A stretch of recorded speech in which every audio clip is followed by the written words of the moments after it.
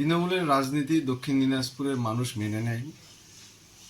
এখানে বালুঘাট লোকসভায় সুকান্ত মজুমদার মহাশয় জয়ী হয়েছেন এবং আমাদের বিধায়ক তিনজন জয়ী হয়েছে। মানুষ ইনাদের পক্ষে নেই।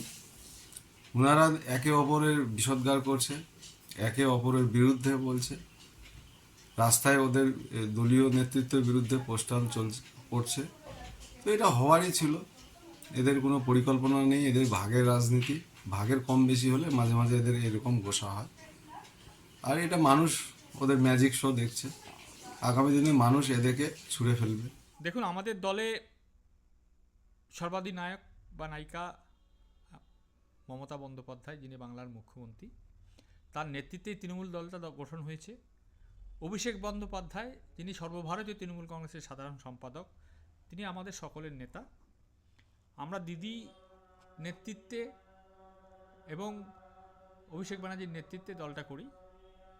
এই ধরনের পোস্টার আমার জানা নেই, বা এই বালুরঘাটে অভিষেক ব্যানার্জির ফ্যান ক্লাব কারা আমার অন্তত জানা নেই।